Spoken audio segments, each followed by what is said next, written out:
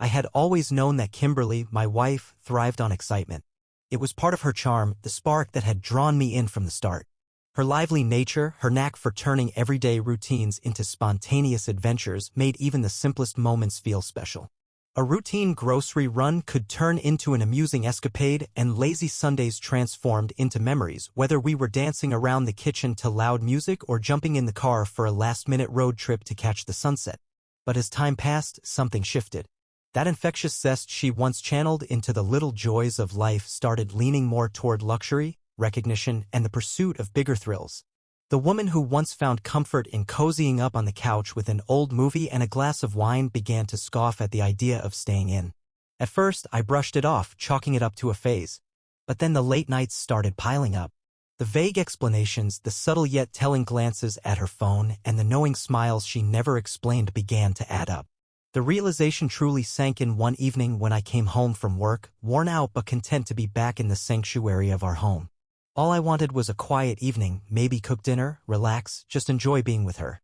But as I stepped inside, I caught a glimpse of her in the hallway mirror, applying lipstick with practiced precision. She was dressed to impress, her sleek black dress hugged her silhouette, high heels accentuated her legs, and her diamond earrings sparkled under the hallway light. It had been a long time since I'd seen her wear those. "Heading out?" I asked, letting my jacket slide off my shoulders. Without turning to face me, she answered, "Yeah, just grabbing drinks with the girls." The clock read 7:45. That same excuse had been making frequent appearances lately. I walked into the kitchen, opened the fridge, and pulled out a beer. Trying to keep things casual, I called out, "Which girls?" There was a pause, a silence that said more than words. Then she responded, her tone too smooth to be genuine. "Charles, does it really matter?" And just like that, in that one fleeting moment, everything crystallized. Her hesitation spoke volumes. She wasn't merely going out, she was slowly, subtly easing me out of her life. The worst part? She wasn't even bothering to mask it anymore. I leaned against the kitchen doorway, watching as she gave herself one last look in the mirror. There was no remorse in her expression, no flicker of conflict. She had already made up her mind. And that was when I realized I had to do the same. I wasn't about to hold onto someone who had already emotionally walked away. 2 weeks later, she made it official. It was a Friday evening when she handed me the envelope, her stance composed, her face set with the kind of smirk people wear when they've rehearsed their big moment. There wasn't even a hint of uncertainty, she was completely in control. "Charles, I think we both know this isn't working," she said flatly. I said nothing, choosing to stay silent. She mistook my quiet for agreement and pushed on. "You're just too dull. I need something more in life, more energy. I don't want to feel stuck anymore." I almost laughed, not because it was amusing, but because she really believed she was delivering some impactful speech, like she expected me to be devastated. But the truth was, she had already emotionally exited the relationship long before this. This wasn't her breaking down over a tough decision. This was her final performance. I took the envelope, opened it, and skimmed through the contents. Divorce papers, nothing unexpected. But then I saw it. Kimberly wasn't just ending our marriage. She had plans to walk away with a significant chunk of my money, alimony, a hefty settlement. She had essentially tried to write herself a check from my own bank account. What she failed to remember, or more likely had never even bothered to read, was the prenuptial agreement. I looked up at her, a brief glimmer of amusement flashing through my eyes, though she didn't catch it. When we'd gotten married, the prenup had been the last thing on her mind. She was far more interested in choosing luxurious wedding venues, floral arrangements, and the perfect invitations. I could still recall our conversation about it. "It's just a precaution," I had told her. "I've worked too hard not to protect what I've built." "Charles, seriously," she had laughed, barely registering what I was saying. "It's not like we're ever getting divorced." She had skimmed the document, signed her name like it was an afterthought, and moved on. Now, standing in front of me with a confident air, she had no idea what was coming. That signature from years ago was about to become her biggest regret. I folded the papers slowly, let out a breath, and looked her in the eye. "Okay," she said with a blink. "What? You're fine with this?" I met her gaze directly. "I won't be standing in your way." For a fleeting second, I caught a flash of surprise in her expression. It disappeared almost instantly, replaced with a smug sense of victory. A faint smirk tugged at the corners of her mouth. She believed I was conceding, that I had accepted defeat. Calmly, I placed the documents on the counter and gave her a brief nod. I told her my lawyer would review them and we'd sort everything out. Kimberly, flipping her hair with the flair of someone already celebrating, didn't truly register what I'd said. In her mind, the matter was closed. She had already won. She gave a self-satisfied nod. I knew you get it. This really is for the best, Charles. Then she turned and walked away, her heels clicking sharply against the floor with each step, oozing confidence, the kind born from thinking she'd perfectly executed her plan. She didn't hesitate, didn't glance back, not even to see if I'd argue. She believed she had read me like a book. But the smirk she wore so proudly wouldn't last long. Soon it would vanish completely. Kimberly had always seen herself as the sharpest person in the room, thriving on control and the assurance that she was always several moves ahead. So when she handed me those divorce papers, she didn't even bother to wait for a reaction. She assumed the outcome was a given, that I would become another predictable ex-husband, quietly handing over money while she danced into her next chapter. I let her cling to that fantasy. And honestly, seeing her so radiant in her assumed triumph was almost as enjoyable as knowing what awaited her. By the second day, she was practically glowing. She drifted around the house with a buoyancy that suggested she had just struck gold. It was evident in her posture, in the small satisfied smile she wore freely, not even attempting to mask it. She believed she had secured her future. Kimberly always turned to Carol, her best friend, for reinforcement. If she needed someone to reassure her she was making the right decision, Carol was ready to deliver. So it was no shock when, just 2 days after giving me the papers, I overheard their chat.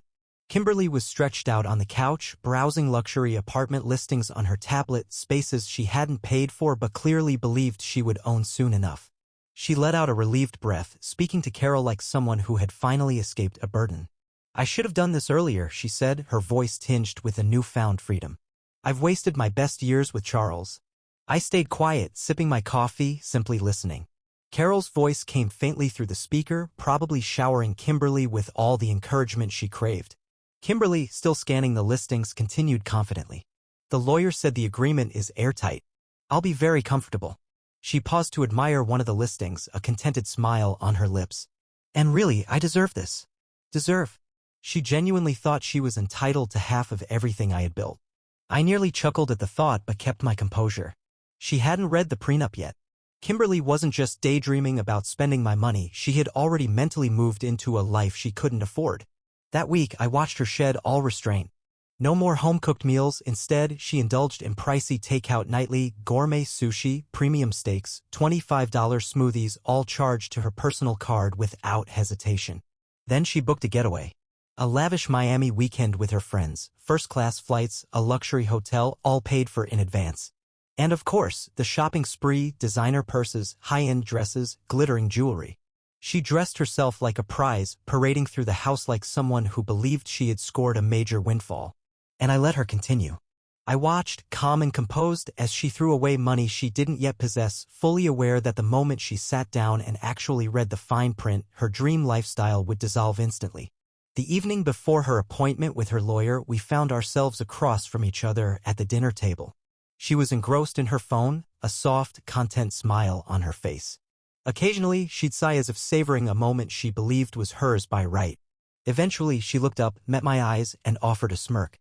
I do hope we can stay friends after this, she said casually. I placed my fork down and met her gaze with a neutral smile. Of course, I replied. She looked satisfied, convinced she was being graceful, that she was rising above and taking the high road. Lifting her wine glass, she took a slow, deliberate sip, then set it down carefully, her tone smooth and composed. I know this might be difficult for you, she said with a soft sigh, but I really believe this is the right move for both of us. She paused, her hand brushing the stem of the glass. And I promise I won't make this messy. I simply nodded, suppressing a knowing grin of my own because she had no clue. In her eyes, she was offering me a clean break, a kind gesture.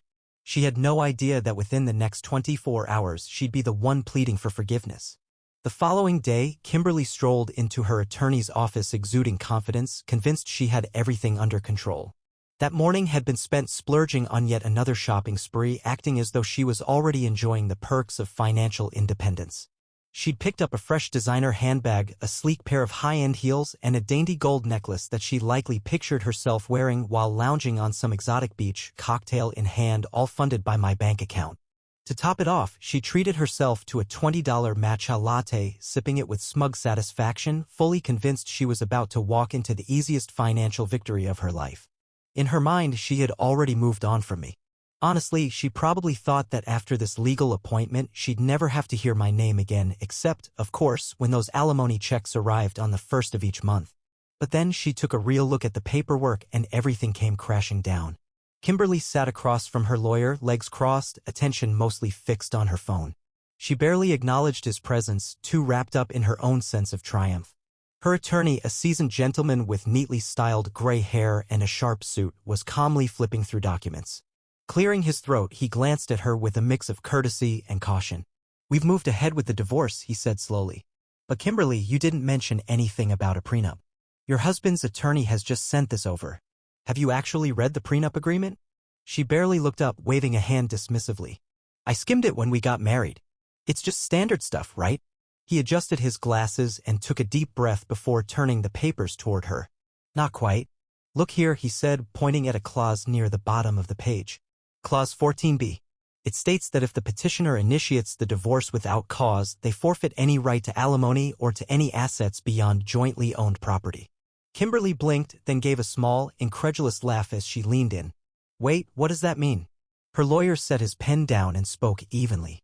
"It means that if you're the one who chose to end the marriage for personal reasons and you are, then you are not entitled to alimony nor to any portion of Charles's estate. And at this point, it's irreversible. I spoke to his legal team and they refused to withdraw the petition. According to the prenup, you walk away with what you already own. Nothing more." The confident smile slipped from her face. I could easily imagine her expression, confusion battling panic, her mind scrambling to find an out, some overlooked detail, some angle to reclaim her advantage. Desperately, she snatched the document from the table, flipping through the pages, scanning for anything that might contradict what she just heard. No, this isn't." I thought. Her voice rose in pitch, tinged with desperation. "I was supposed to get a..." Her lawyer gave her a soft but steady look, folding his hands together. "It's a legal document, Kimberly. And it's solid. If you contest it in court, you'll lose. There's no loophole here." A cold panic began to set in. For the first time in weeks, Kimberly felt true fear. Her fingers trembled as she clutched the papers, her pristine nails digging into the sheets. "No, this isn't fair," she said shakily. "I've been with him for years. I gave him my time, my energy." The lawyer raised his hand to stop her. His tone remained composed. "And the court will see that as a shared life experience, not a financial burden owed to you." Frantically, she reached for her phone, tapping the screen with shaky hands. Her breath came in short, uneven bursts. I need to talk to Charles," she murmured. Her attorney, ever composed, adjusted his glasses again. "I highly recommend that you don't do that." She shook her head slowly, almost in disbelief. "No. He wouldn't do this. He can't. But I had." And right there, in front of her lawyer, she began to unravel. Her dreams of a luxury apartment? Gone. The glamorous girl's getaway to Miami? Not happening. That picture-perfect life she had envisioned, living large on my tab? Completely shattered. And the worst part? This wasn't even her lowest point yet. I was at work when my phone started buzzing. It was Kimberly. I let the call go to voicemail and checked the transcript. Her message read, "Charles, we need to talk. I think there's been a mistake. Please call me back." A mistake? Oh no, Kimberly. This wasn't an error. You made your decision. Now you have to live with it. She had always been skilled at manipulating situations to her advantage. Flashing a little charm, shedding a few well-placed tears, playing the role of the victim when needed. She believed that if she cried hard enough or begged convincingly, she could fix this. For the first time in her entire life, no one was rushing in to rescue her. The initial voicemail she left had a composed but pressing tone. The second one, that one was far less restrained. "Charles, I'm not sure what kind of game you think you're playing, but this needs to be resolved. You can't just shut me out like this. Call me." I let the call go to voicemail again. Then came the third message. Her voice wavered this time, brittle and uncertain. "Charles, please. I think I made a mistake. Just call me, all right?" That was when it started to hit her. The bright future she had envisioned so confidently vanished. The dream of upgrading her lifestyle, living comfortably off my finances, moving forward without any consequences. It had crashed before it could begin. And now, in real time, she was starting to feel the weight of that loss. That same evening, while I was pouring myself a drink, I received a message from my attorney. It read, "Kimberly's lawyer got in touch. She wants to reopen negotiations. I assume your response is still no." I couldn't help but smirk as I replied, "Absolutely, because this wasn't a conversation. There was no discussion to be had. Kimberly had already signed the agreement. She had initiated the divorce. She assumed she held all the power. And now that she understood she didn't, she wanted to rewind everything, as if that were even possible. But that ship had long sailed. Her next reality check didn't come from me. It came from the people she had surrounded herself with. When she first announced the divorce, she had proudly told her friends that she was about to be financially secure for the rest of her life. For several weeks, she played the role of the savvy, independent woman who was leaving behind the past and heading towards something greater. She basked in their compliments, drank up their support. But suddenly, everything changed. Her facade cracked, and her social circle began to drift. Carol, her most enthusiastic cheerleader, stopped responding to her texts. The women who had clinked glasses and celebrated her new beginning were suddenly always unavailable. Even the man she'd been casually flirting with vanished without a trace. Nobody wants to be around someone whose ship is sinking, and Kimberly was already halfway underwater. Then, just 2 days later, came the moment I knew was inevitable. There was a knock on my front door. Before I even checked, I already knew who it was. When I opened it, I found Kimberly standing there. Nothing like the confident woman who had once presented me with divorce papers, wearing a self-satisfied smile. She wasn't dressed up. Her hair wasn't done. The spark in her eyes had vanished. All that remained was a woman on the edge, someone who had lost nearly everything. Her breathing was unsteady, and her hands were clenched together tightly. "Charles, please, can we talk?" I leaned against the doorframe, arms folded, saying nothing. She inhaled sharply, her voice trembling. "I wasn't thinking straight. I made a mistake." I raised an eyebrow. "A mistake?" She nodded quickly, her expression full of regret. "I got swept up in everything. I let my emotions take over. But we don't have to end this. We've shared so much over the years." And I cut her off with a quiet, disbelieving chuckle. "Kimberly, it was never me you loved. You loved the lifestyle, the stability I gave you. And now that it's gone, you're full of regrets." Her lower lip quivered. "That's not true." I shook my head. "You already made your decision." Her voice cracked as she whispered, "Charles, please, I have nowhere else to go." I stared into her eyes, calm and unflinching. "Yeah, I know." Then I shut the door and locked it. Kimberly had always believed she was above consequences. She thought she could walk away, take my money, and level up her life without looking back. In her mind, she had every detail figured out: her financial security, her independence, her future. But now, she was left without a home, without funds, and without a clue of what to do next. For the first time, she had no safety net. The very next day, my phone was flooded with messages from our mutual friends. Word had spread that Kimberly had suffered a total breakdown at a local cafe. Apparently, she had been venting loudly to Carol, who, according to those who saw it, looked incredibly uneasy. Kimberly had accused me of being heartless and blamed me for the unraveling of her life. Desperate, she had even called her parents, likely hoping for compassion. But they told her to figure it out on her own. She left the cafe in tears, realizing she stood alone. No one had her back. She had spent years treating people like they were beneath her, and now she had never been so alone. Later that evening, my phone buzzed again with one final message from her. "Charles, I don't know what else to say. I'm sorry. Please, can we just talk?" I looked at the screen for a moment, then typed a reply purely for my own amusement. "Sure. Meet me at the Grand Hotel lobby at 8 in the evening." She replied instantly, "Thank you. I'll be there." She probably thought this was her moment of redemption, that I was beginning to forgive her, that if she said the right words and looked contrite enough, things might go back to the way they were. But really, I just wanted her to finally understand. There was nothing left to salvage. I arrived at the hotel 10 minutes early and took a seat in the elegant lounge. The space was filled with stylish guests, the air carrying the scent of refined cologne and fresh blooms. I ordered a drink, leaned back in my chair, and waited. At exactly 2 minutes before 8, the grand doors of the hotel lobby swung open, and there she was, Kimberly had done her best to present a composed image. She refreshed her makeup, slipped into a new dress, and her heels tapped sharply against the marble floor with the poise of someone who still wanted to believe she mattered. But the cracks showed. The way her shoulders slumped, the faint shadows under her eyes that even layers of concealer couldn't mask, and the rigid set of her jaw like she was reminding herself to keep breathing.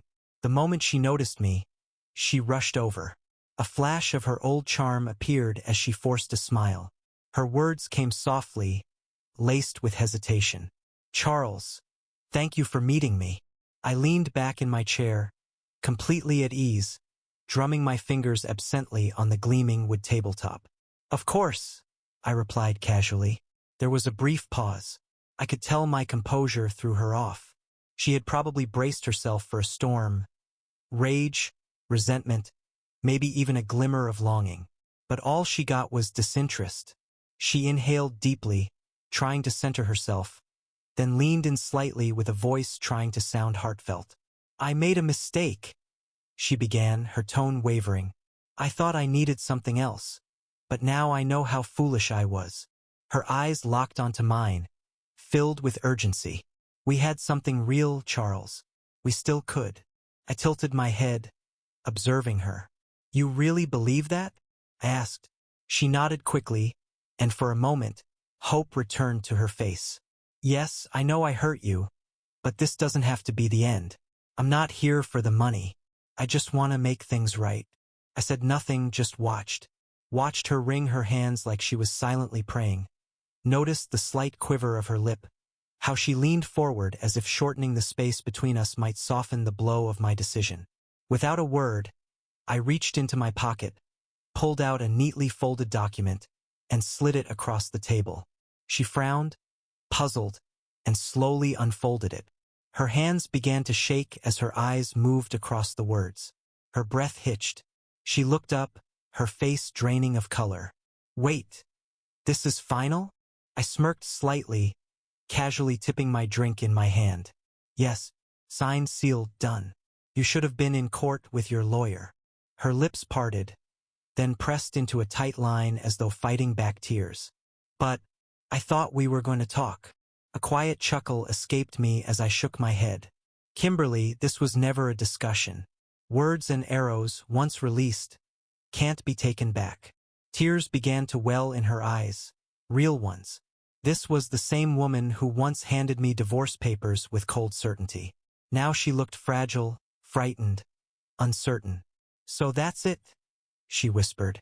I rose slowly, adjusting my jacket with purpose, dragging out the silence. Then I grabbed my keys and turned toward her, giving her one last look. "That's it." She blinked rapidly, her mouth twitching as if she was on the verge of trying one last plea. But I simply smirked.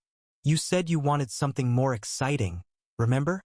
I gestured toward the elegance around us, the energy of the bustling city just beyond the hotel walls. "Well, enjoy it." I glanced at the coffee on the table. "And no, I haven't paid for that. Since you asked to meet, it's on you. But hey, first time for everything, right?" With that, I turned and walked out, leaving her behind, alone, shattered. Kimberly always believed her words could smooth over anything. A broken relationship, a getaway vacation, a man's finances. She thought tears and apologies could rewind time, if performed just right. But this time, no one was waiting to hear her out. 2 days after our encounter, my phone buzzed. It was Kimberly. I nearly ignored it, but curiosity got the better of me. Her message was long, far too long. "Charles, I don't know what else to say. I'm sorry. I miss you. I miss what we had. I haven't been okay since that night.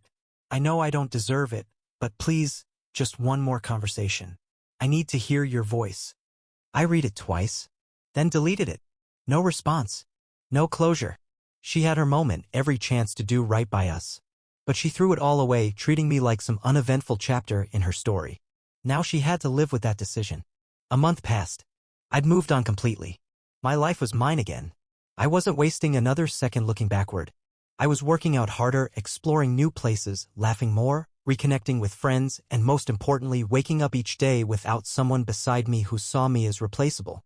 Then one night, while out at a rooftop bar with colleagues, the city glittering beneath us and music vibrating through the cool night air, something, or rather, someone, caught my eye. It was Kimberly, seated alone at a table, a nearly finished cocktail resting in front of her. She appeared changed, not in a polished or glamorous sense, but as if life had worn her down and left her empty. Gone were the high-end outfits, the radiant complexion from luxury spa visits, and the breezy air of self-assurance. What remained was someone who finally came to terms with the fact that she was the architect of her own downfall. For a fleeting moment, she lifted her gaze, our eyes locked, and in that instant I saw it all: recognition, sorrow, and the heavy weight of understanding that she had let me slip away for good.